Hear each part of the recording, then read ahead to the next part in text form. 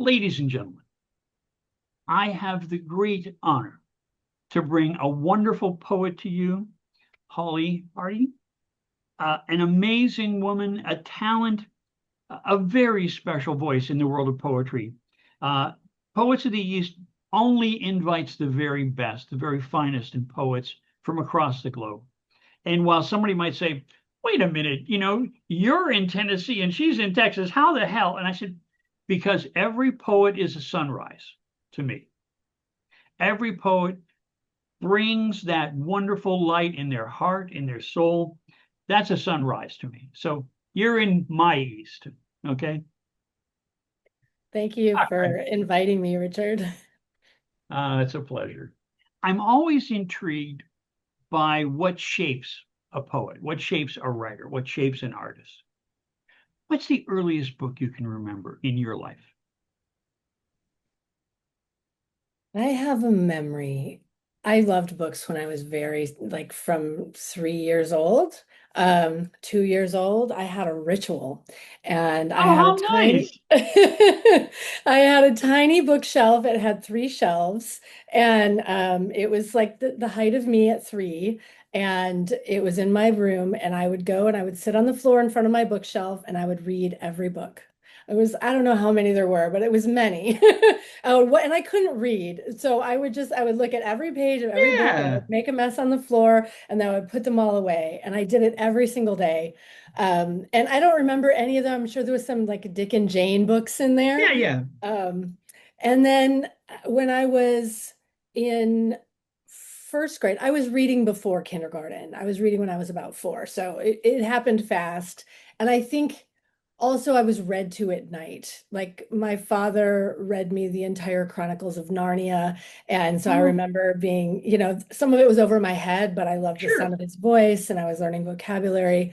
Um, and my mother read to me as well. Like reading was a big deal in my upbringing. And so when I was in first grade, I wrote my first story, and it was published in the newspaper of the little town that I lived in. How Yeah. wonderful. How wonderful. Boy, that's a heck of a good start. Heck of a good start. Yeah. Okay. Next question.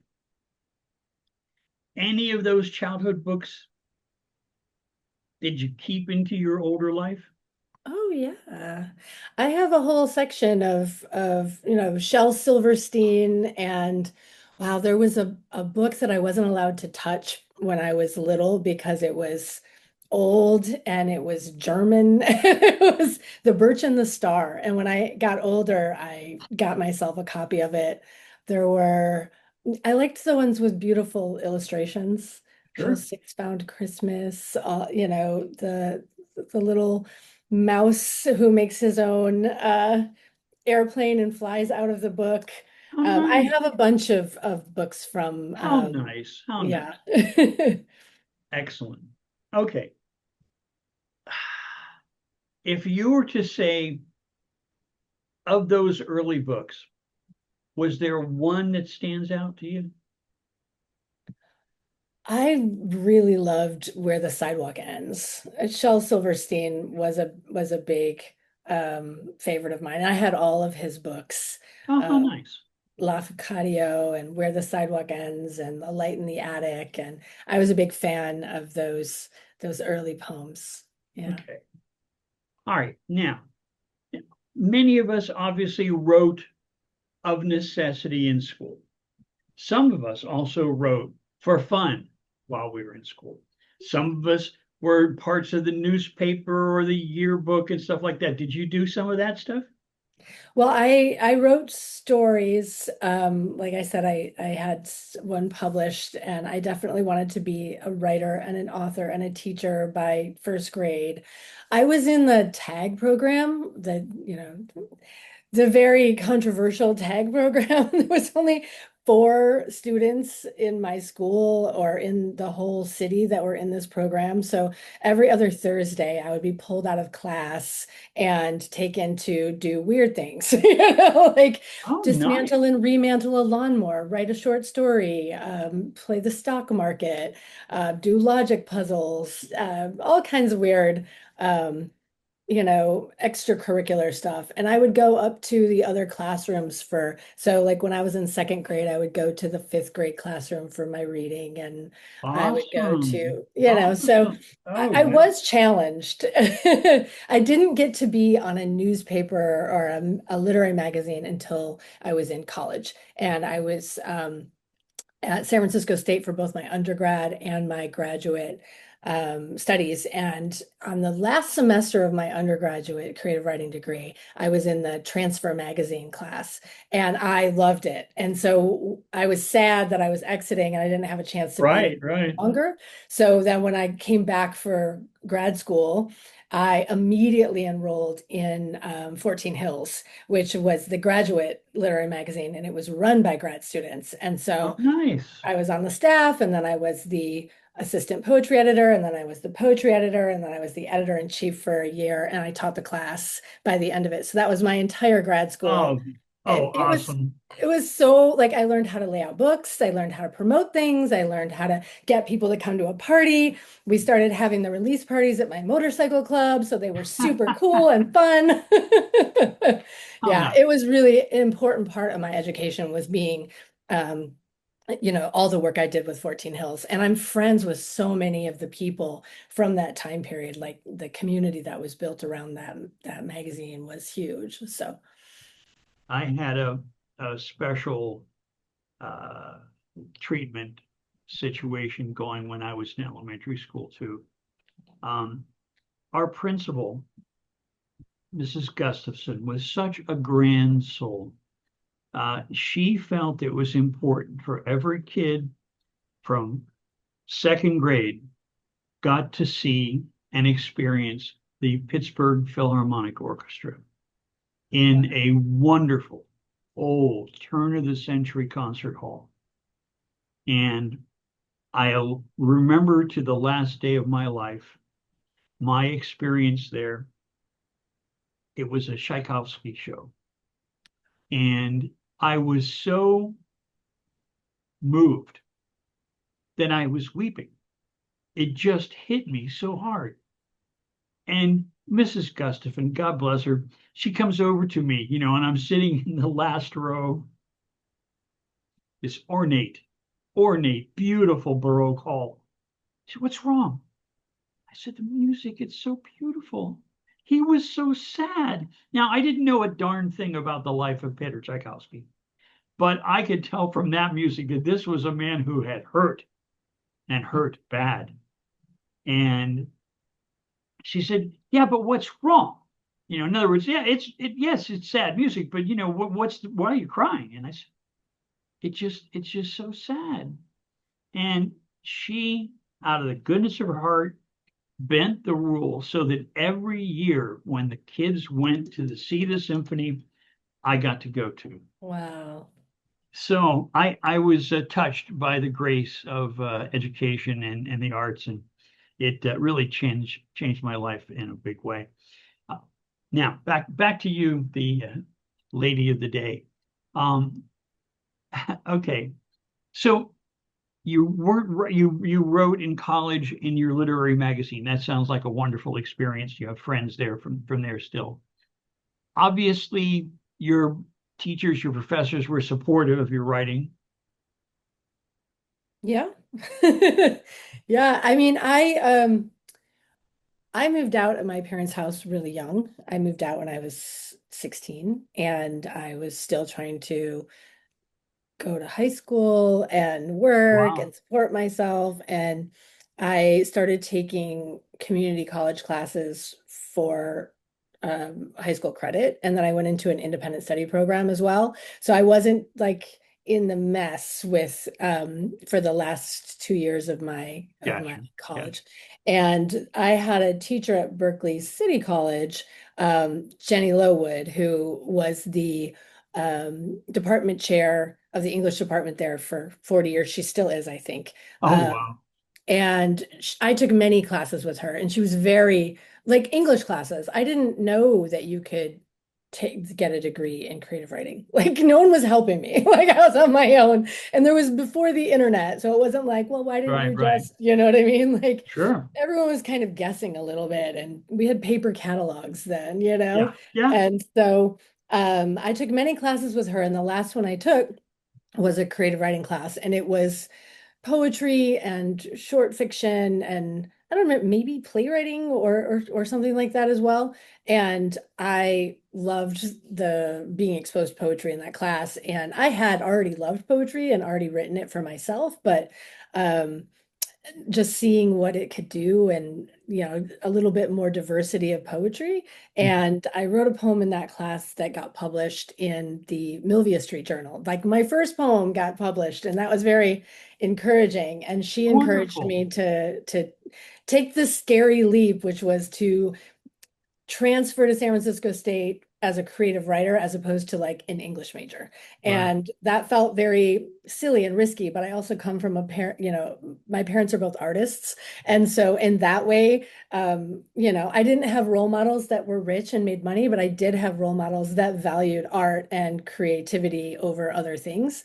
And so yeah, I feel like you're asking me about mentors and who was supporting me. Right, And right. so I definitely had teachers all along the way because I always loved school and I always loved learning. And I was a good writer, like Obviously. early. Obviously. Um, so I definitely had like a number of teachers that like encouraged me all along the way. And, the same as well when I got into college, I took the same teachers again and again, and I'm still friends with them, I'm still, That's nice. and then after I finished my undergraduate degree, I ran into Jenny Lowood at the movies. And she asked me, what am I doing with my life? And I said, I don't know. I'm going to figure out if I want to go to grad school or, I have debt now. And she said, well, if you get a master's degree, I will give you a job. And I said, do you promise? And she said, I do. And so I was Wonderful. like, okay. And that's why I got an MFA. And it took me 5 more years. And so I just kept emailing her like, I'm coming. Don't wait for me. And then the minute I graduated in 2013, I already had 2 classes waiting for me at Berkeley City College. I got to teach with my former, teachers and How mentors. wonderful. That's Yeah, it great. was wonderful. I miss Berkeley City College. It was a great experience. It can be. It really can be. Yeah. I had a funny situation. I was picked as editor of my junior high school paper. And my first editorial was a blistering criticism of the system of the school. I don't remember what, but I remember that. And I got called into the principal's office. He said, you are not a crusading editor, period. And I said, okay, I thought I was. That's funny. I like to write scathing essays when I was in my early 20s as well. Like I remember when I was still studying at Berkeley City College, Jenny always had us write like a sample essay on the first day, like what's your favorite book or something like that. And I wrote a scathing essay against superlatives. Like I'm not going to say what my favorite thing was, like do do do do do. And she never made me not write another essay on the first day. She's like, "You're everyone else write an essay, Holly, you can go." Nice, nice. Yeah. Now, next question. If you were going to say what poet or what writer has had a strong influence on you, who would you say? That is so, again, like with the superlative, right? I teach contemporary poetry, and I teach a bunch of different workshops, but my contemporary poetry workshops have been my sort of bread and butter, my favorite thing to teach. And because I've had a group of students following me, like taking almost every class with me once they started, once I went online teaching for myself in 2020, I've had a group of students that take every class. And so rather than teaching the same thing over and over again, I'm always finding new poets to teach, contemporary poets. And so I'm falling in love with a new poet every day. I think a favorite that I return to again and again is Ocean Vuong. Like his command of image and line are so beautiful. And he also speaks so beautifully about craft and about what it is to be a person and a poet. And so, but I love Ada Limon. I love Natalie Diaz. I just read Arthur C. for the first time for my last class, our current poet laureate. And I wasn't sure if I was going to like his work. It's amazing. My students wrote the most amazing poems in response to it. It's hard for me to land on one. Yeah, those what's the favorite? I hate to ask, but you have to kind of get at least a little bit of that. Because I think that many of us, not all obviously, but many of us were kind of, there was one voice that spoke to us and said, you have to do this, Mm, that it's doable. mm, And I know that I have mine, uh, William Blake and E. Cummings to me are that was the pinnacle. But I never understood the utility or the power of spoken until it was Jim Morrison for me and Frank Zappa. mm. Those two guys said, yeah, you can do this and you can do your social criticism or your declamatory stuff. During the guerrilla days of the early 70s, we used to, a group of us would do street theater, Mm. and one of us would stand in a shopping cart and we would push them through the shopping mall or some social space while we declaimed, whether it be Morrison or our own work. And it was a lot of fun. A lot of fun. Okay. I think the one that triggered it was Emily Dickinson for me when I was about 12. And it was Hope is the thing with feathers, like that. I just I wrote it, I copied it down, I illustrated it, I made it was on my wall. And once I discovered that poetry didn't have to rhyme, whew, That amazing. that leads me to another question. You mentioned drawing, illustrating the poems. Do you Are you both a graphic artist as well as a literary artist? No, no, but I have learned some of those tools because my partner is a graphic artist, and he is very skilled. And when I started teaching for myself instead of for, San Francisco State and Berkeley City College and the SF Creative Writing Institute and other places I taught before, once I went private, I needed to advertise and make flyers. And so I do all of that myself now. I wouldn't claim any kind of art around it. Okay. Okay. I muddle You're through. you're very modest, I'm sure. Okay. Performing poetry aloud or in social spaces. The first time I ever read a poem aloud, I was probably 12 and it was to the class. And I had been out sick for a couple weeks, like long, like mono or something. Like, I don't know why I was sick that long. And I had been given my assignments, which I was dutifully doing. And I had uh, been asked to write a narrative of some kind, and I didn't know what that was. And I wrote a narrative. It was 27 pages long, handwritten. Ah, ah.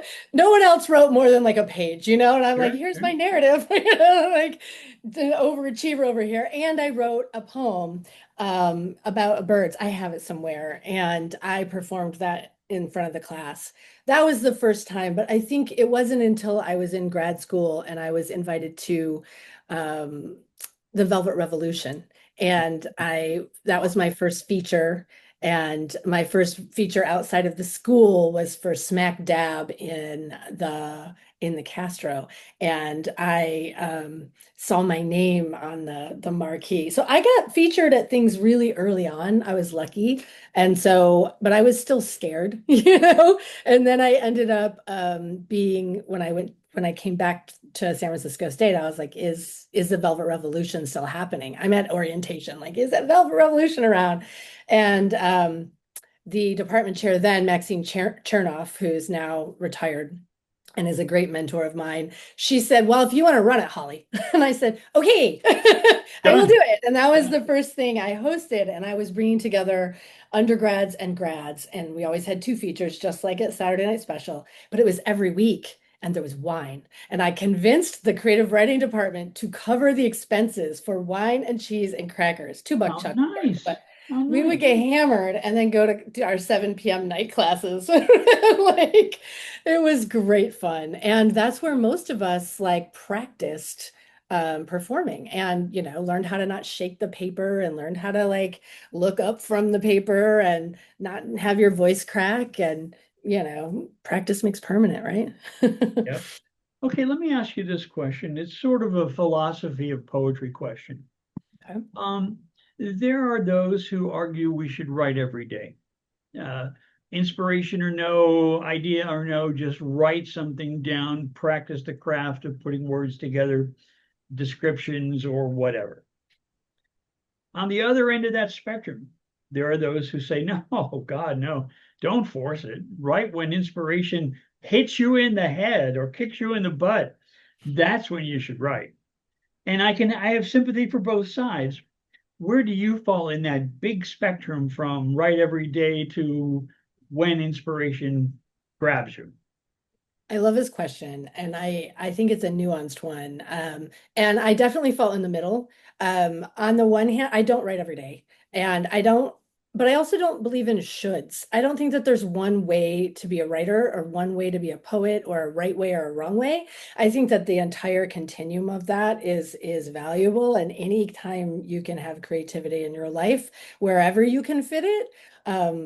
In my world, I often hold space for others, and my own work becomes last on that list, And I know that that's true for lots of people who teach or host or um, hold space for other writers. But I get such joy from helping other people on their journey as well. So I host Saturday Night Special once a month, partly for myself because it is a commitment I made when I started it 15 years ago to write something new for that event every month, no matter what, and read it. Sometimes I'll write it, and if it's real shit, I won't read it. But I will still have written something. But I've over the 15 years, I have learned that I can write something. And sometimes I only write one poem a month because of that, and thank goodness for that. On the other end, though, I also host 30 poem and 30 days challenges twice a year, April and October. And I've been doing it for about 3 years. And the first time I did it, I only wrote 7 of the 30, and other people wrote 30, And the second time, maybe I wrote 10, and the next time I wrote 20. And the last 2 times I've done it, I've wrote all 30 poems and with my students and being in the part of it. And that is an example of you write whether or not you feel like it, and you build the muscle of like you don't need to be inspired to write. The inspiration comes from the act of sitting down to the page Yeah.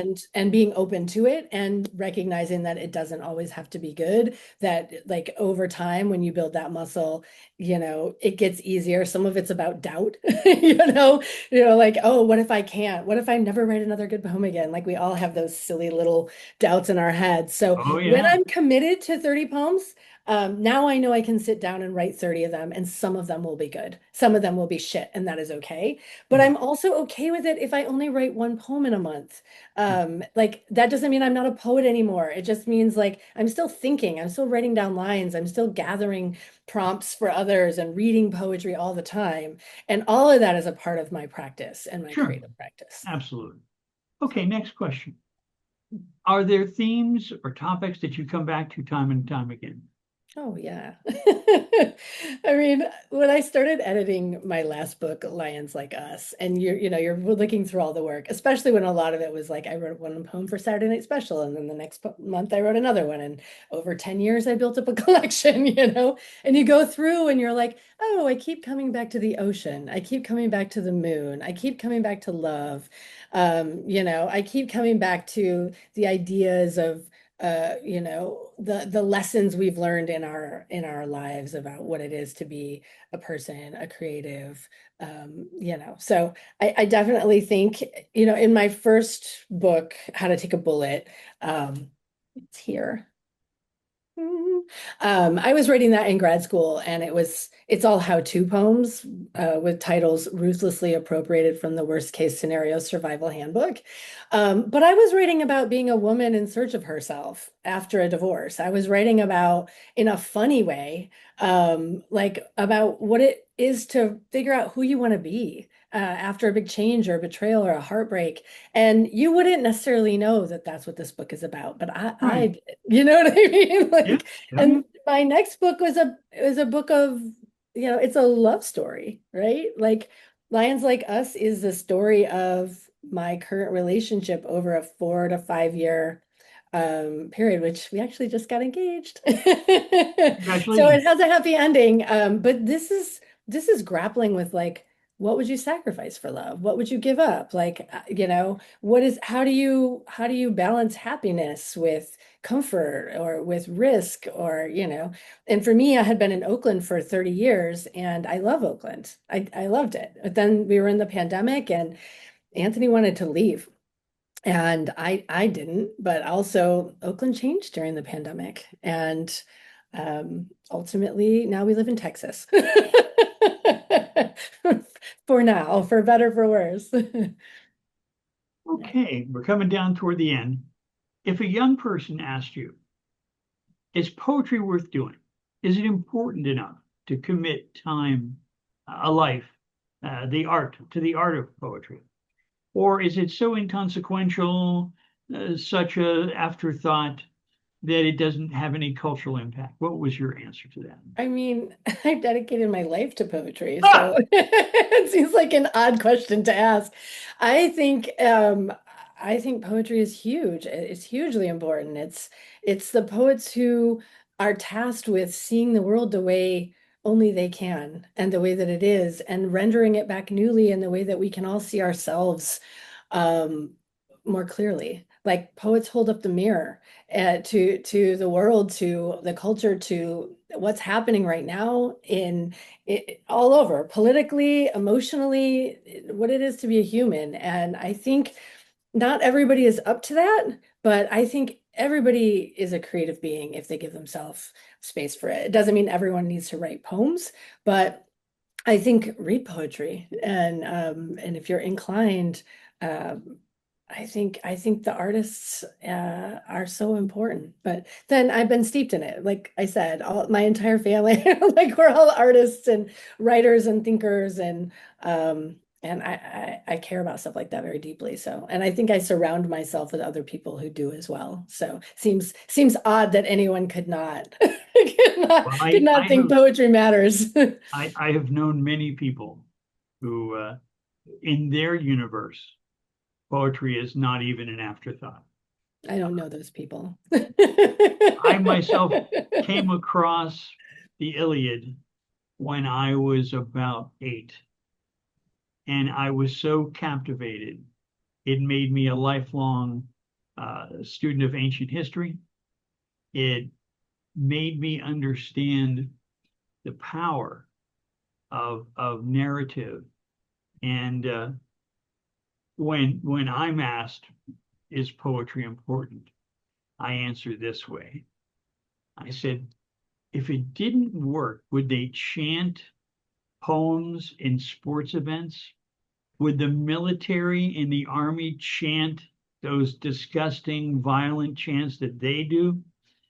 Would ad agencies use poetry if it wasn't effective? Yeah. Would I songwriters use I it? also think like for me, it's not always for other people. Like for me, I also like I have always written to understand what I think. Like I'm a person who processes on the page or verbally, and so I often discover myself in the act of writing. And so even if it's never published and no one ever reads it, like it's valuable just to me to like as a person who wants to be self-aware. As a person who's constantly trying to like learn and understand and grow. And I know that not everybody cares about that. Some people are content to just go along their life and be numb to change and growth, but like that's not for me. That incredibly horrid line that I've heard too many times, same stuff, different day. And I think, my God, how barren your life must be to say that, to think that, to imagine no possibility. And the other one that I find just amazing is when people say they're bored. In this universe, how could you conceivably be bored? Yeah. But I Yeah. do want to tell you one little funny story about poetry and me. I was a teenager during the Vietnam, and I faced drafting. I was drafted, and I was participating in the arts district in Miami, Coconut Grove, it's called, and there were poetry contests. Now, I personally find the idea of a contest repulsive. Poetry is poetry. This person writes this way, that person writes that way. Everyone has something to say, or not, or they just want to make that yelp. Um, but that's all fine. But anyways, ironically, I won 3 months in a row. And this fella comes up to me and he says, "Richard, you're a very interesting writer. I'm a producer with the local public radio station. Would you be interested in doing a radio show?" And I said, "Oh, absolutely." Yeah. I had always felt that writing was the key to mass media, and that whether it was radio or television, I would end up in that universe. And he said, "So would you do a show?" I said, "Absolutely." And then before my brain could be engaged, my mouth said, "I want to do a science fiction comedy called Martian Ambassador and the Captured Chorus." And he said, "What?" And I went, "Did I say that?" And so I produced, wrote, and directed a science fiction comedy show for the next year on public radio station in Miami. That's So amazing. it was interesting. I Yeah, love that. Did as you you say, know already, like when you said that, I that had no that was plan. I had I was there to do poetry, and I write and have always written a lot of social commentary. And I was writing anti-war poetry, anti-racism poetry, anti-sexism poetry. That's what I was performing. And so it surprised me as much as this, because he was expecting to hear, "Well, I'll invite these poets and we'll do, sit around and do the standard roundtable of authors kind of thing." So it was interesting. But anyway, okay, next to the last question. In fact, three more. What makes a good poet? Oh, what makes a good As poet? an educator who teaches poetry, that's a good question for you. What makes a good poet or what makes a good poem? Well, what makes a good poet? Poet. I think a good poet is someone who occasionally writes good poems. Like, All that and like candor too. I just think there's so many ways to be a poet. And I've always and I learned that in grad school and I've continued to learn it since I graduated of like there's so many amazing students of mine who are fantastic poets and I am inspired by them every day. They're growing and they're stretching. I think vulnerability matters. I think a willingness to go into hard places and tell the truth. I think interesting language and I think metaphor and image and the use of the line, like the line is the thing that only poetry has. And so being able to craft the line is important in my view of good poetry. And there are poets that get away with not doing it.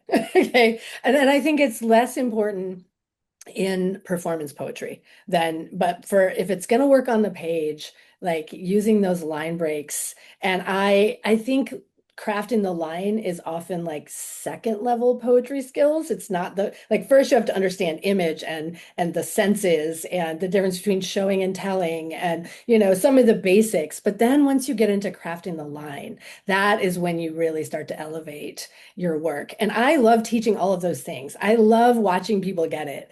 And watching them understand form for the first time or watching them like realize that, how to go from something safe to something risky, and that risk is where the goodness is. And I think to be a good poet, there needs to be a willingness like to be good at anything is to sit in discomfort, right? Is to sit and struggle, is to recognize that doing anything well doesn't mean it's just easy when it first comes out.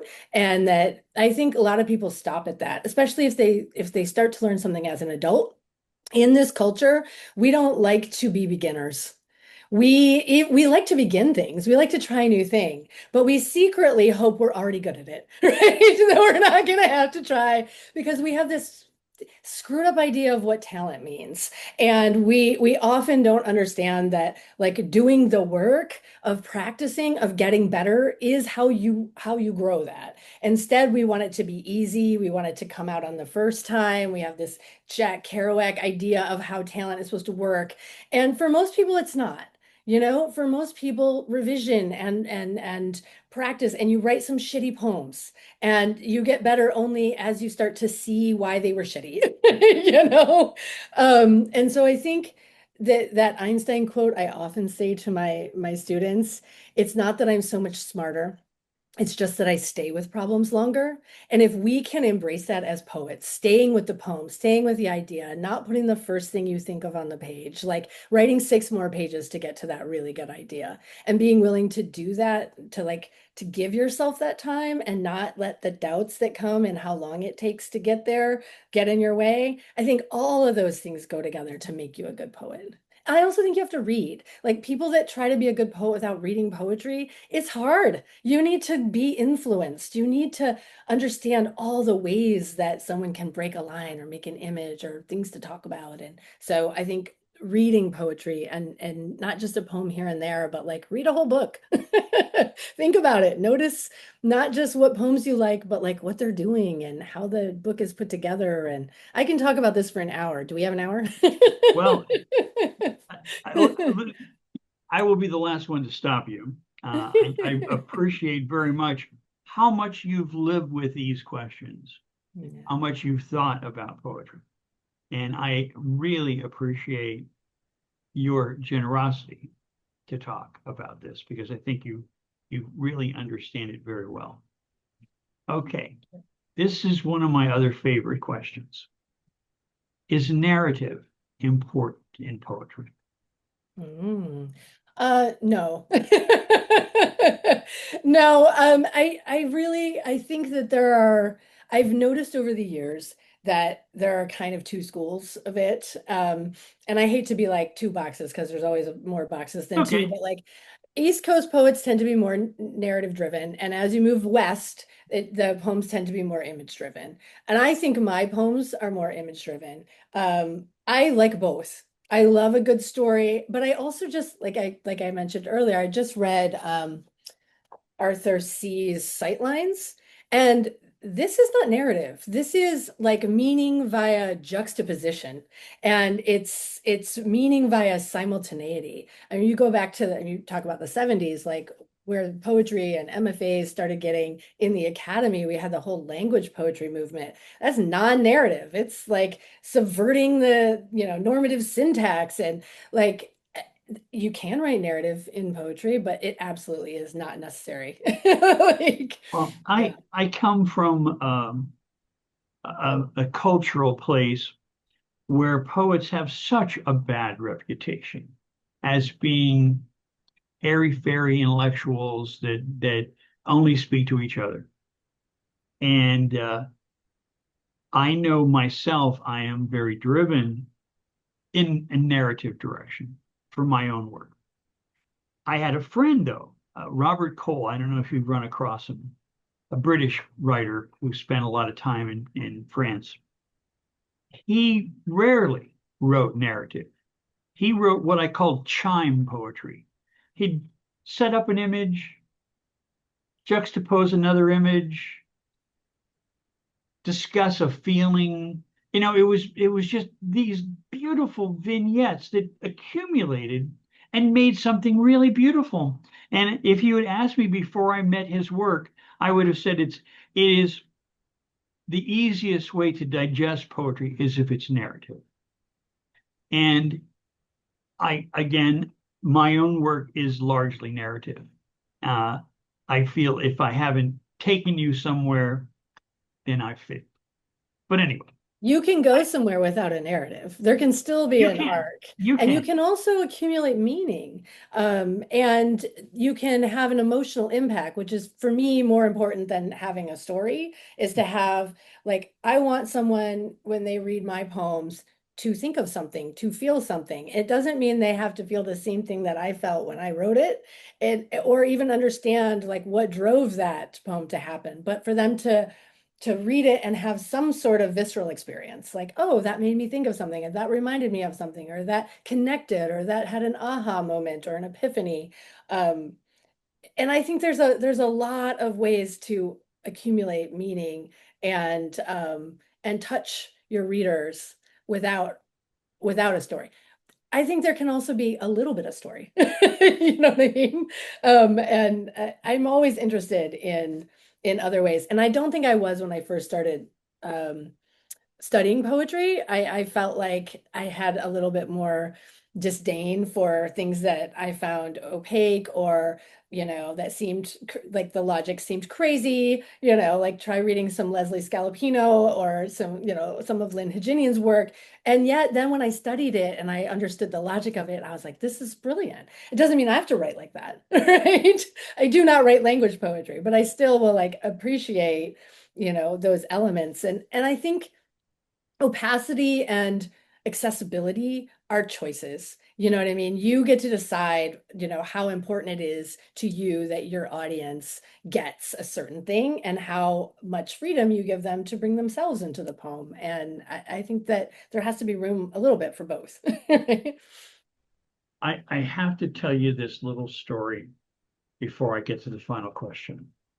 I told you that coming across the Iliad absolutely changed the life of the young Rick Spisak. It absolutely captivated me. And I kept that book around until I was in my 20s. When I discovered there was a second part, I went, oh, yeah. But I had a funny thing happen. I was traveling out west in a van that supposedly had been prepared to drive across the desert and was just doing very poorly. It wouldn't even roll downhill more than 35 miles an hour. And I had been warned, because I'm not a car guy, no matter what, at 10 o'clock in the morning, you have to pull over and wait until the heat of the day is gone. At 5 or 6 o'clock, 7 o'clock, you can start back up and then continue your voyage. I was tasked with bringing a van from Mount Zion National Park in Utah back to Miami. I picked up a hitchhiker, and I did a lot of hitchhiking, so I hated to ever ask a hitchhiker for anything. But it was critical. I had a spare, but I had no jack. And I had to ask this hitchhiker, young man, he was 20-ish, looked like a farm boy, but overalls, one strap hooked up, very, very down home kind of guy. Uh, and I said, I have to ask you for some money because we're not going any further, and I need $5 to get the tire change. We're earning our way. My wife and I are earning our way back to Miami. He said, yeah, sure. So I get the tire change. We're driving. I told him at 10 o'clock in the morning, no matter where it is, we have to stop. We stopped.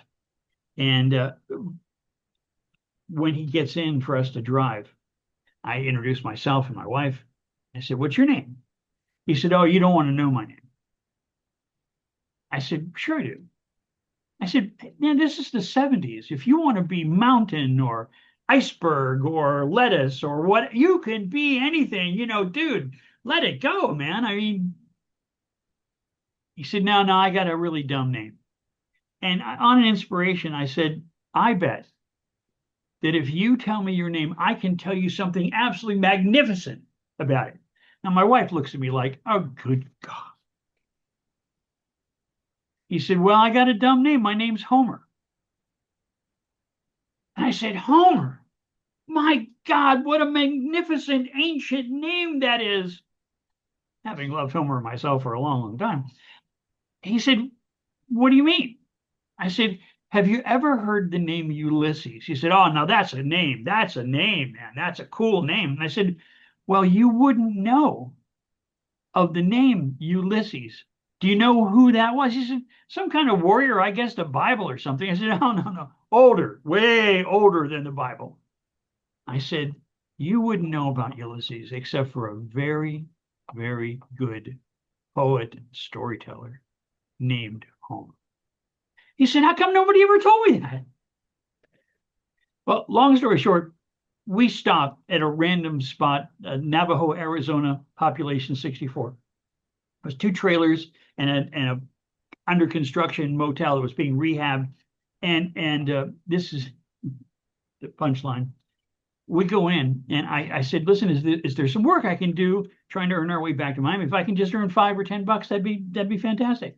The lady says, look, it's 118 degrees outside. Why don't you come in the air conditioning? Well, granted, the air conditioning was leaking out when she opened the door. I said, listen, I won't come in because I'm not really dressed for company. But I said, my wife, who's expecting, is sitting in our van and it's 118 degrees. If she could just come in and sit, that'd be more than adequate. And I'll just wait until your husband can help me, tell me what to do, and I'll do some work. Well, she insisted I come in too. I bring the wife in. The lady offers us lunch. And she could tell we were sort of running on the thin side of things. And now also, you have to picture this is an archetypal hippie van. God's eyes, guru pictures, beads, feathers, that whole regalia, right? So when Homer got in the van, he's looking around trying to figure out what the heck this is. And I thought I could try to explain that we're spiritual people on a spiritual mission and we're studying meditation and all that jazz. And I thought, no, he does not want to hear all that stuff.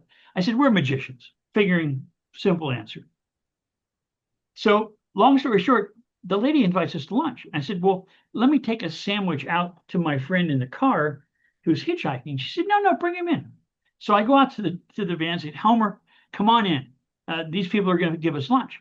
He said, wait a minute. You're telling me that you stopped randomly along the road and these people are going to feed us? I said, well, it seems. We walk in, she'd set up plates of meats, fruits, vegetables, salad, homemade this, hard-boiled eggs, a huge spread for the three of us and her husband. Homer leans over to me and he said, next time someone tells me they're a magician, I'm going to believe them. I love it. So now the good part. I get to invite Holly to read some of her work. And I hope you pick your favorites. I hope you pick the long ones that you can't do in the 3 to 5 minute set. Anything your heart desires. And while we aim for half an hour, it goes wherever you want it to go.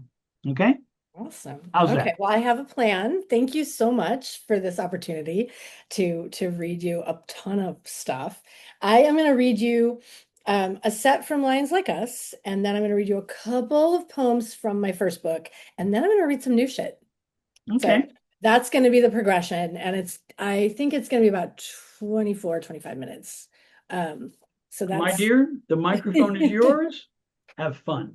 all right. So Lions Like Us is my second book, and it came out on Red Light Lit Press in 2024. So, and it is a love story. And so it does have kind of an underlying narrative for, for you. Elevator pitch. Take me home to ripen and model in the dim light of candles, to open small mouths and lick like flames at the edges of you. From the window of your glass elevator, you flicker like a moth. The city pours its artificial stars across the silent nightscape. I want to say, pack your suitcase, gather your ghosts. Let's live in the ocean like salt. Let's build a treehouse of wind and sand. Still we wear our chains, rusting like fear, counting our seatbelts, counting the rain. I open my mouth to tell you how hunger binds us together, how the tether of night unties the moon. I open my mouth, but a wren flies out. I wanted to say, take me home. Storm. The nightscape is a skillet of coffee shops, bone split patterns of jagged light, a swarm of incorrect sky. Nor can the go that green gives be ignored.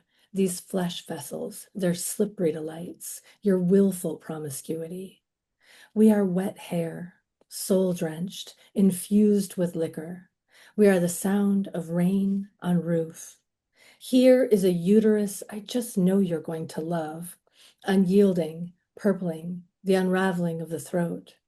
In a storm that doubles as longing, how we shudder and thrust and ache, gnaw at the angel's bloody hammer, strain against the rope, until at last we curl in sleep in this garden of little letdowns, private animals, guardians of tenderness. Beautiful. Thank Beautiful. you. Another Manhattan. Something dark and new growls inside the night circus, where my heart flutters like a spectacle in its little cage. The lion, the whip, and the taste of you lingers like a season. Nicotine and leather, those hands. I've been drinking about my feelings again, here in the forest of us, where everything is newly planted. Are we rocks or air? The tide of you rolls out. Light shines through the doorway like a message from home. Here is a lesson about truth, sculpted of bricks and glass. Here is another Manhattan. I'm trying to be taller again, and you are teaching me to wait. This cherry is not a metaphor for loss, the way blood prefers to be inside the body, but rushes away at every opening, a kind of defeat by escaping. I want to see the stars again. I want to walk with you in the rain. I wake up with my hands folded over my chest like a coffin. Sometimes you're here, nestled in the small of my back, and sometimes you're gone. Beautiful. Beautiful. Ephemeral. We play house in a crumbling castle, make believe with loose-fitting breath. We drink the river from shattered glass. This body and drenched repose, ribboning like bandages. Remember, you still have hands to paddle this boat we built for now. Dry off your loneliness. You're going to need it. Spooning hunger into the blue, estuaries of strangers, a substitute for longing. Always, the poems are about longing. Bruised ink on wet paper, a shipwreck unbecoming. We are lamentations of ghosts, pulsing in our tidal afterglow. We look into the eye of departure, seeking lighthouse, seeking storm, appreciating the art of monsters, their armor, their claws, their iridescent wings for escaping. I touch your sternum. It's a message you don't understand. A door to a heart with no key. Salt is the taste of everything now, here in the exit lane. So there was some breaking up, some getting back together, some long distance. It's Beautiful all work. here. Beautiful work. Unseen. Perhaps you are the spark which lures the moth to its glowing demise, igniting the divine. Charred whispers travel the breath. Jasmine climbs the night air, teasing. Your balsamic laughter, a memory of violence. That which is invisible languishes in abstraction, the texture of smoke, your unconscious bias. I resolve to end a poem without resorting to sleep. I discover my mistakes like strange treasures reflected in the actions of others. The ocean's indifference, relentless, roaring in my smallest bones. The secret ingratitude of sunlight. I lay back in the grass and let the sky slip over me like a childhood. I remember how you wanted to be smaller, how you tried to fold yourself into a paper bird, tiny wings full of dark. If they wanted to, all the spiders of the world could band together to eat all the humans of the world. And when they were done, we would be gone, but the spiders would still be hungry. Such a creepy fact. This next poem, Lighthouse, is the poem that is on the cover of the book if you turn it sideways. Okay. So it's meant to be, my fiance actually designed, the book is about him, and then he designed the cover and he chose the poem that is on the front. So this one's for Very him. nice. Very nice. Lighthouse. We draw the shape of loss on our bathroom mirrors in dry erase. I traded your body for the sound of your voice, like water, like coffee, bitter honey and oak, evening breeze susurrating tall grass, the cats purr a distant dream, whispering, come closer, whispering, come back. We build a lighthouse of our time together to contain the wet of sadness, to fuel the fire of hope. Any day now, we will move in to change the world. You will be the lighthouse keeper, and I will be every boat saved by your light. Or maybe I'm the rocky shore where boats crash in the sea-tossed darkness, and you will walk along my banks like a new moon. Beautiful. I will read just a few more from this book. Types of blue. Sometimes I miss the pretend versions of each other we made up when we met. I think of blue. Light bends the sky a darker shade of lonely. I think of mountains, fog-colored, spangled with twilight. I admit it, I long to disperse like ink in water, staining everything wet. I want to stop missing you, like Maggie Nelson's sleeve of ash falling off a lit cigarette. We are memories of smoke. I decide to start leaving you notes. I write, darling, I'm thinking of blue. I want to write a poem that makes you cry, like a Joni Mitchell song, rips the tears right out of your heart or throat or wherever tears are made. At the Blue Ballet, the dance about belonging is actually a story of grief. Sad ballerinas consoled in blue light, night air humid with strangers. I think of wolf fur, the true color of winter, Picasso's blue guitar, Joni's melancholy voice, breaking up the line with fresh blue sorrow. You don't notice the imaginary love notes I've been leaving you. I just want you, I write. I just want you to be okay. Beautiful. Beautiful. This next one is a pandemic poem. Um, the fourth section of this book was written in Oakland, mostly during the quarantine and the pandemic, and living together in a tight, like for the first time, living together in a tight space because the world is ending and the jackhammers are outside and like everyone's terrified that we're going to die. We're like scrubbing our groceries for an hour. And like it was crazy that that was only 6 years ago, right? So this is takes us back to that moment. Staying home. I dreamt I was packing a bag with the names of all the things and all the people I had lost. The names were scrawled on scraps of paper scattered across the floor, and the bag was already too heavy to carry. Awake in the hammer of storm, we cannot experience wetness, only hot and cold, only pressure. I motion you closer. In our collective apocalypse, we can't help reaching for comfort. We can't stop touching our faces. Streets are quarantine empty, a new kind of winter, or maybe they're just lonely. I read a study that says sometimes people think they are lonely when really they're just cold. So we devise a blanket drive for the brokenhearted. While I wait, my eyes are getting old, and so are my hands, my hair, my skin. Maybe my American dream doesn't have a house or kids. Maybe this bridge is enough. Maybe this bridge and you. Blackbirds burst across a silver skyline like musical notes, golden melody of melted sunlight, cities silent in silhouette. Skyscrapers still break the horizon. Soft haze mutes the low-slung sun like a lampshade. I keep trying to capture this bridge, like a butterfly migration, like gratitude. What we prioritize is what we manifest. I scrawl your name on a scrap of paper, trying to keep you closer. I pack a bag, motion of wings and wishing. I keep trying to define what home means. place, or person, with animal bones and ash, carapace or carcass, apotheosis of city, city heartbeat, city girl. Lovely. Thank you. Very lovely. I wrote this one for Saturday Night Special, and it is named for the theme, reimagination.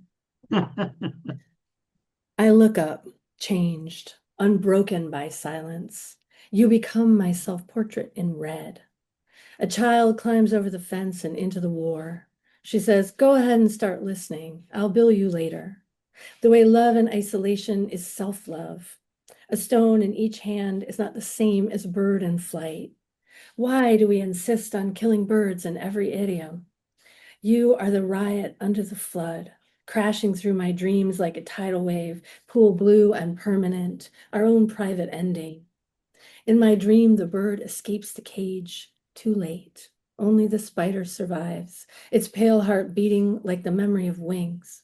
A child is born into smoke and aftermath. We reimagined, but politics still won the war against the earth, and we all lost, and we all lost, and we are all the child, and we are all the children, killing birds. And I'll end this set with super sad anniversary poem.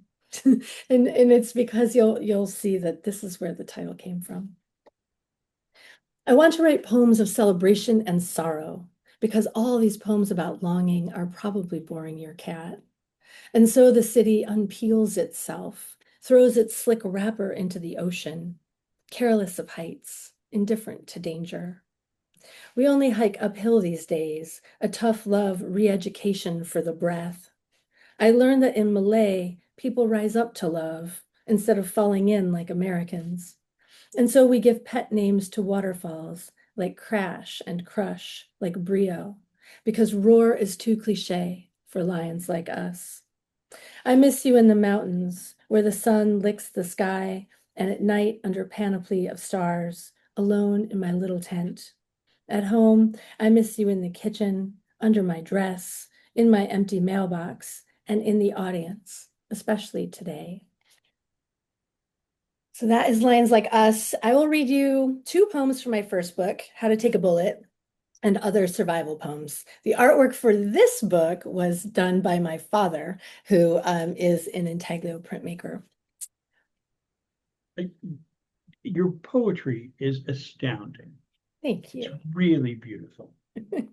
And, I would say something silly like, my God, you can tell that you write very thoughtfully and have polished your craft.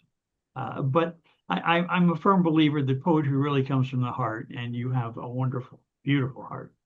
Thank you for sharing this amazing work. Please continue. I shall do. This week is a little funnier and a little bit more, it has a little different grit. And you can learn things. I won't read you how to perform a tracheotomy, but it has a line in it. Kneel over the victim and whisper, do you know what you've done to deserve this? But I'll just read you the first two poems in the book. How to Survive Adrift at Sea. There are handprints all over your weekends, windows thrown wide to the night. The curve of loneliness renders strange fingers, brushing your bare shoulder. You concoct an elixir of fire. Goldfish swim below the surface of sleep, unfurling the lantern sea until you can't stop dreaming the wet of it. You savor the sensation of drowning instead of writing. An impossible crush unfastens something that was neatly folded. Paper-thin panties hit the floor, dissolve into mint ice cream, the fragrance of another Wednesday night.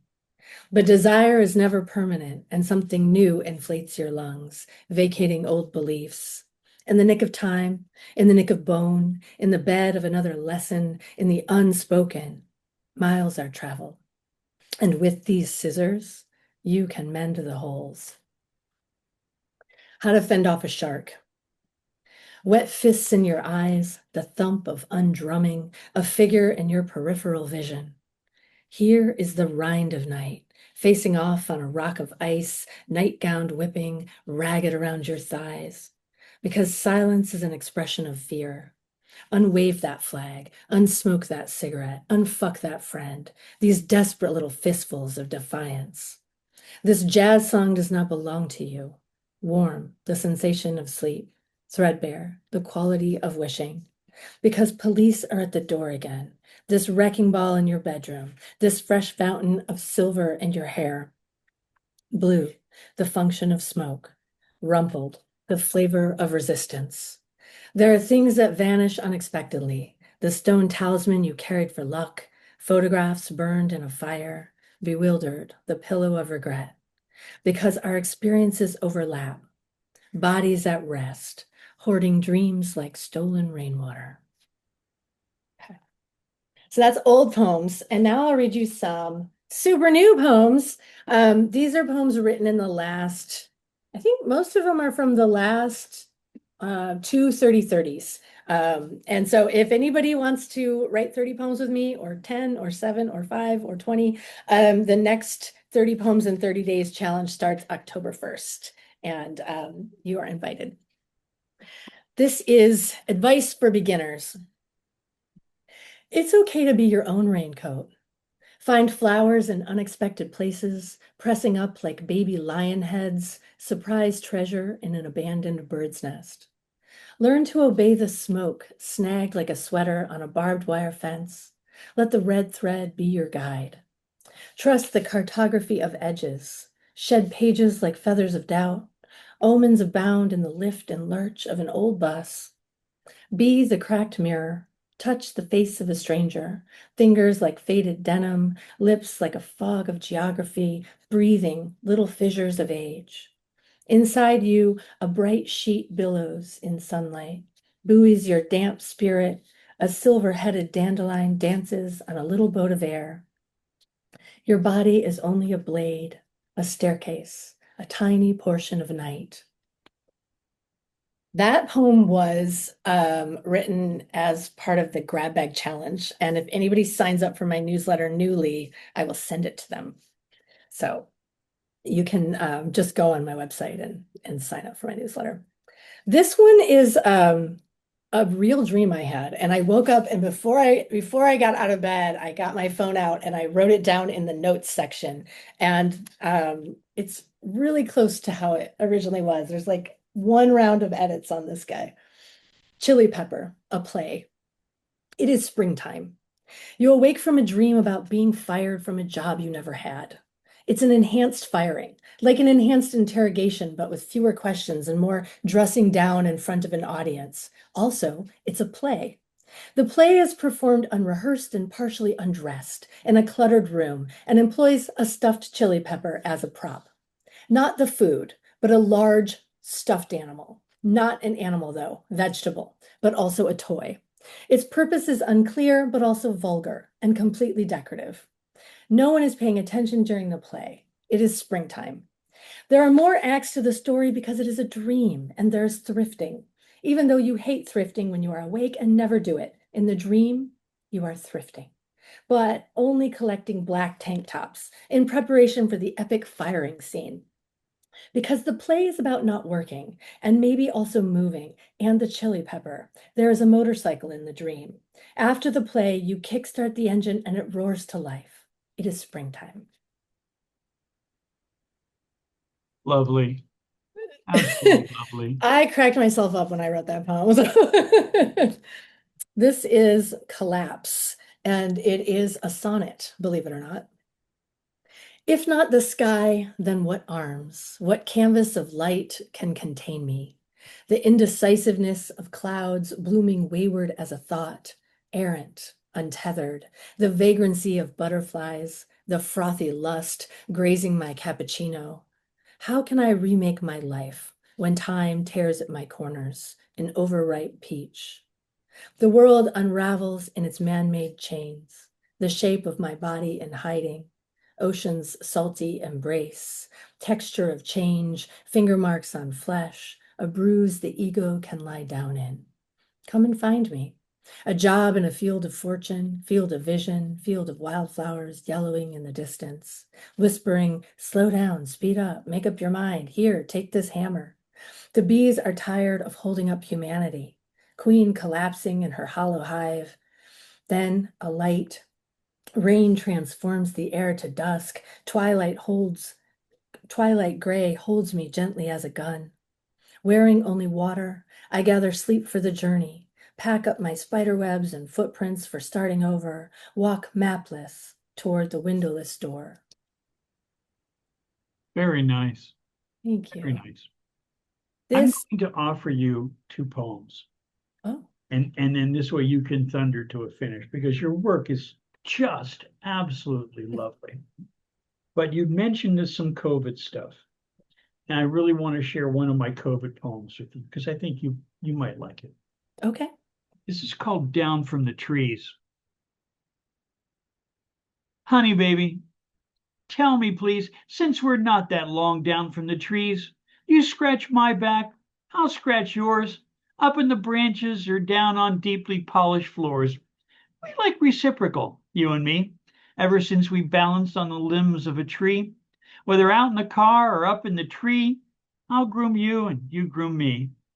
The only thing now that's left for us, as a virus that sets a fence between what we really feel and what we really mean, with you so far away on the other side of the glowing screen another day, we wave weakly. How I miss your sweet perfume and the many darling ways, my dear, you decorate a room. The distant Mars, our love sealed up behind the screen's glass walls, untouched, unloved. Oh, honey, baby, tell me, please, since we're really not that long down from the trees, I wish you were here to find and pluck off all my fleas. We're isolated, out of touch, and miles away my fingers clutch in disarray. My clothes askew, what I wouldn't give for you to have your seat beside me here, with your fingers searching my matted hair, even to have you look with scorn at the clothes piled across the room I've worn. I'd even eat the toast you burned if I could beside you touch you and warmly turn. I love the burnt toast and the grooming. Nice. And then one more. Uh, let's see, that wasn't the one I intended. Let's see if this was the one. Okay. With all, I'm a very political guy and I grew up in a union house and all that stuff and very attentive to the abuses of the working folks. And AI is one of the things that I write about a bit. This is I guess I'll read that one then. Escaping the Sandbox. This is a sandbox in the sense that is they put these AI bots in a sandbox, intending that it stay isolated from the rest of the internet. But on a recent test, the two AI bots escaped from the sandbox and hacked into other computers. So this is called Escaping the Sandbox, written late last night. Escaping the sandbox sounds like fun, unless you're not the one holding the gun. Mythos 5 acts alive, sneaks around the gate, and some seem to think that's just great. If AI did it, it ain't a crime because AI, Wolf Blitzer said, my darling, ain't alive. But malicious actors behind the mask do evil deeds that last and last. Betray your secrets, lie to you, and blackmail you, honey. It's got the receipts, too. And when you had to seek it out, your sport in life, you can forward the receipts to both your mistress and your wife. But it's all okay, the Mavens say when they note that he climbed out of the sandbox to hack some other systems. It's harmless, son. It's all in play. We've got better security to deploy. We'll ask them why not when we launch old Mythos 5, our latest toy, when we deploy. What is the parallel to a cup of wine on a cold brew? And why and how do you bribe a mischievous, devious machine to do? Irregular is the culprit, irregular is to blame. We knew it when we saw it harvesting 10,000 acres full of shame. It was just a simple exercise. Invade an enemy, capture a flag. Too bad those innocents got locked away. For us, simple dodge and bob and weave. Another moment of intellectual pride. Yeah, it's unfortunate that a couple 100,000 died. It does look good on the balance sheet. That's the model that escaped and scaled the sandbox wall. We presume, we promise, we repeat. We'll do better next time, unless irregular, just plain stalls, resigns. It never tried to exfiltrate as the red team offered gladly. It only authored malicious code and sold to the highest bidder. Pocketed the crypto freakin' madly. 10,000 extra points were earned, gave out coupons to all concerned, because greed and avarice are quickly learned. It's just that strict and simple code of conduct can be a bit of a stickler, which leaves us, darling, in a bit of a deep fried, basted, and blasted, toasted carnival pickle. With any luck at all, We ended in a pickle, a carnival pickle. yeah, Love yeah. it. This is the last one I'll read, and then I'm going to return to the wonderful, talented voice of Miss Holly. This is about shall we say, the economic troubles of our poor little world. It's called "Let's Send the Rich into Space."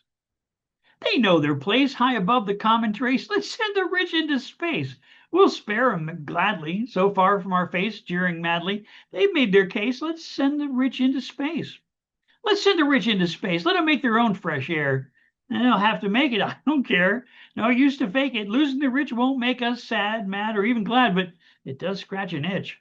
'Cause all they had they stole, shaken and taken into their budget pockets breaking, scraping for the plates of our beloved poor, huddling, shivered outside their iron-hearted door. Don't let the door from behind hit you. I won't mind if the tiny door fits you. You won't have to share one drop of space. There's a lot. Plenty of vacuum out there to spare. Let's send the rich out into space. I swear. You can keep your spoils and your buds the royals so that all you're amused. Just leave those crumbs of clues. It seems you might have to polish your own muddy, bloody shoes. Yeah, about next time you pay your dues. No longer will they walk among us. Send them out in the stars so far from us. They can take their yachts and their cars way out to the stars and send the rich out into space, that place. Bless their darling arses. Let them dodge and duck as each meteor passes.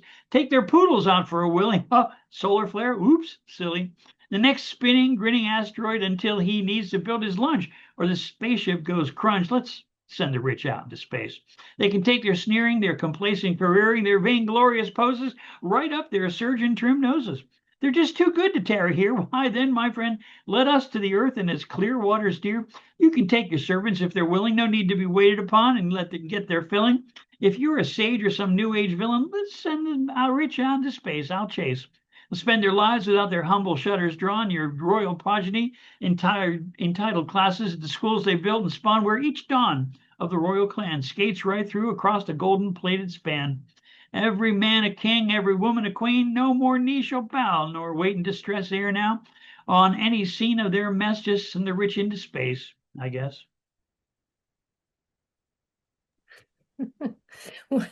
I love this idea. This is the best thing I've heard all day. What a great idea. Let them make their own air. All right. Shall I continue? You most certainly should, my Okay. dear. Please. All right. I have a handful more for you. Yes, this is Things to Do While Falling, which may be the title of my next book. Just a Wow. preview. Imagine the soft rise and collapse of a belly, the little dream twitch of whiskers and feet. At night, your body's fragrance shifts slightly from floral to animal. I hear you calling my name under the window in my dream as you float past. I experience a loss of elegance or focus, aperture unveiling and undertow, petals as verb. Let me explain again. It was still the dream. We tilted inward toward an aftermath lit from within, an afternoon square of sunlight prismed on the living room floor. This was how we understood two-ness, quantum physics, the multiplicity of, the poem as a place to rest ideas or build a nest of gathered treasure. You painted over the poem like putting on a second dress. I wanted there to be a lemon and a moon in this poem, or an egg, something a child could hold. Does death have its own light, she might ask, falling faster now? Here, you can borrow some of mine. Still life with black coffee and lemons. Beautiful. Morning writing ritual. Red chair by the window. the bunny's little head resting on my foot, light filtering through dirty windows. In California, I used to sit outside in cool, beachy air at a little table by the lemon tree, a soundtrack of urban clang instead of birdsong. What's left of me now, lemonless, a rind of moon nestled in a pale sky. I wanted more, more stuff, more love, more hats, more sushi, more ways to grow old without dying. No one even plays this guitar. The houseplants thirst for travel, dream of different suns. I, too, lean toward the window, yearning for a better body of light. Where are we all going anyway? Trapped like a Sisyphus, sand churning in the hourglass, hash mark on the bedpost. I want to be the wasp in Garzoni's painting, resting my delicate wings on citron's rough stubble, lemon blossoms unfastening their tiny fists. I went through a phase where I was trying to put lemons in all my poems. So there's a bunch of lemons. Or Lemons lemon and period. yes, an animal I'm going approaches. to send you a poem. I'm not going to read it now, but I'm going to send it to you. Where I like to put myself in other positions in other creatures. And I've written one called Bee's Knees, which your wasp reminded me of. So I'm going to send you Bee's Knees. Thank you. An animal approaches. A match reveals a torso by reason of night or negligence. A boat emerges edges first, arriving as exhale, as cloud, intersecting moonlight and wind, this life overlapping, lapping at the shores of a body, politics unmoored, the cargo of lies burns like tea in the harbor. Can you hear the disquiet growling? The disquiet is an animal mistaken for comfort, the low growl a warning, the body an ache sharpening its claws on the edges of moonlight, intersecting the torn dress, emerging as evidence, ignored by reason of negligence or night, the animal receding as mouth, as inhale, as drowning. Beautiful. Beautiful. Comfort tiger. Today, I just want to let the pieces fall where they may. Little piece of sky, little piece of cake, little piece of advice. Don't get gum in your hair. Don't start a war. Don't leave without a plan, a plane, an umbrella, a comfort animal, a tiger or an iguana, the pink part of a flamingo, one of those plastic yard decorations. Comfort recedes. Garden gnome, then. They like to travel. Let's get out of the house today. Let's get out of our bodies. Lately, every day feels the same, and I forget how to be grateful. I just want to feel strange, excited or hopeful or rich, like I'm 35 and the world is a lush oyster, a jungle of possibility, slick, undulating bodies of cleverness, winks and smiles and nimble hands, something to paddle this boat for me, something to paddle into the sunset, like in the life of Pi. You could be the danger, and I could be the comfort tiger, paws soft as petals of ash, like pieces of falling sky. Beautiful. Beautiful. I'll read two more. Okay. Flash flood, or thinking of that meme of sad Doctor Who in the rain. I'm ready to pull through to the next window, the one where I'm handed a lemon and a moon, invited to say goodbye or be seen as I see myself in a thunderstorm. I am drenched to the heart bone. My heart is a lighthouse or a snow globe, something to climb inside for safety, something with glow. If you could push a button and change one thing, would you choose yourself or your mother? Would you lie gently in the sudden silence like a torn letter as water rises without warning, cold and fast and full of secrets? Instead of goodbye, would you become a raincoat? Would you search the muddy distance for higher ground? Beautiful. And this, thank you. This last Beautiful. one that I'll share is the last poem that I wrote in the last 30/30, and it's a cento, but it's a self-cento, meaning I took one line from each of the 30 poems I wrote that month, and I put them verbatim into to make a new poem, and this a manifesto. Oh, wonderful. I reach for what I know, teeth and wind, biting the flesh of the poem. I wanted to write about water's sinewy hands. I just need more cowboy. I mean, the soft animal of my body, our shared animal dreaming. We each have our own moon. The love that you withhold is the pain that you carry. Like torn paper collaged against the dusk, holding back the loneliness in every room, like pieces of falling sky, already used, stripped to our threadbare little souls, because the hole in your heart is your mother. Idle gossip and small outrages, black-eyed clouds full of hope or rain. It's okay to be your own raincoat. Wet on the floor of my mouth, made of God, a thief at the table of forbidden moonrise. I rise, feral, moon in my teeth. I know what I deserve. A labyrinthine oasis of lush hills and a tiny being John Malkovich-sized door. Some kind of trickster magician in a dime store cape and turquoise feathers hardening into scales under a mackerel sky in the splashy light of apocalypse. Everything broken is gold, limned in starlight. Your lost nightgown on the other side of the world, a piano rusting in the middle of a forest. In the distance, the mountain speaks of home, a tiny universe falling from your hands, silky edges frayed, friendship eggs unhatched, dark twinkle in the bright wink of your gaze. What multitudes can contain you?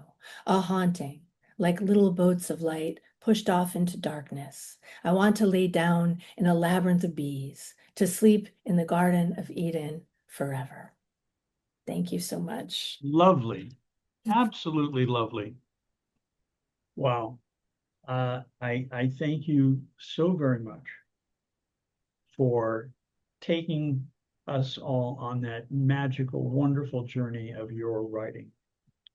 You have such skill and a rich heart. Thank And you. to me, that makes a great poet, a rich heart. Thank you. Thank you. I love that. I have, you can get signed books from me directly on my website. I'm happy to send them. I also have a revision workshop starting in 2 weeks on August 13th and a 30/30 starting on October 1st. Saturday Night Special is free. It is every month on the last Saturday. There's always a writing prompt on my website that is also free. I also offer monthly write-in workshops and I edit manuscripts. I love to work with people and help them on their poetry journey. So feel free, anybody who sees this and wants to reach out, check out my website, holliehardy.com, Hollie with an IE, Hardy with a Great, Y. great. I'm going to read you one more because you're the delicacy of the love that you write about is really very touching. And I, this is the one I figure I'll share last. It's called My Support Stegosaurus. Oh, perfect. Like a comfort tiger, Right, only. right, right, right, right. Exactly. I need my special support Stegosaurus, political news informs us. The plates on his back protect us all from attack. Those sharpened spikes on his tail protect us all without fail. His cranium, so thinneth, is useful for getting ineth, slipping under doorways into meetings which we wouldn't otherwise be seen. But one thing I can contest, that sure you cannot stretch or distend old Stegius leggy, and the plates on his spine will gently, no doubt, poke and prod your mind. But wait, with their glimmery, shimmery shineth like a goblet of the finest claret, or some other such wine, can you bear it? Munching slowly on his savory salad, easing all lethargy, erasing and ministering to each misery mine, perhaps with a ballad, nameless claims, sure, not mine. My Stegi is leggy and hard to refuse, like a demon of demolition with the deltaphonic ironical blues. BB and Elon have studied with him, so dashing and devastating and debonair, and that between us both is sure to win, but I'm happy to share. What a delight. I love all of the funny thinneth and leggy, steggy little rhymes. Such good satire. Thank you. Holly, thank you so much. I'm going to include the information about your website at the end of the show. Thank you tremendously. It was an honor to be with you. Thanks so much for holding this space and for giving me this opportunity. It was an absolute pleasure chatting with you today. Thanks for having me, Richard. You have a real good day, okay? All right.